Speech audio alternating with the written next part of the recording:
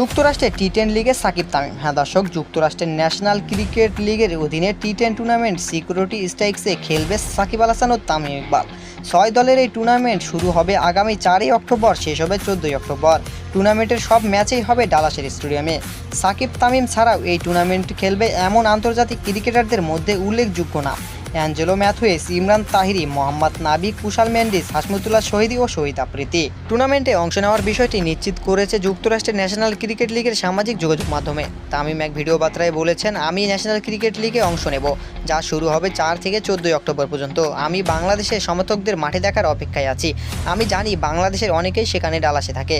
টুর্নামেন্টের অংশ হতে পেরে আমি খুব আনন্দিত। সাকিবের সিকিউরিটি স্ট্রাইকসে খেলার বিষয়টি নির্ভর করবে বাংলাদেশ ভারত সফরের টি20 দলের সুযোগ পাওয়ার উপর। নাজমুলরা আগামী মাসে 2টি টেস্ট ও 3টি টি20 খেলতে ভারত সফর করবে।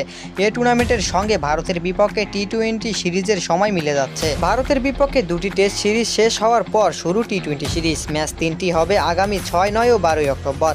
বিসিবি সূত্রে জানা গেছে, সাকিবের সিকিউরিটি স্ট্রাইকসে খেলা নির্ভর করবে ভারতের বিপক্ষে টি20 সিরিজে দলে থাকা না থাকার উপর। তো দর্শক, আপনারা কি ভাবছেন, সাকিব ভারতের বিপক্ষে টি20 সিরিজে দলে থাকবে না থাকবে না, সেটি কমেন্টে জানিয়ে যাবেন। আর ভিডিওটি ভালো লাগলে একটি লাইক করবেন। আজকের ভিডিও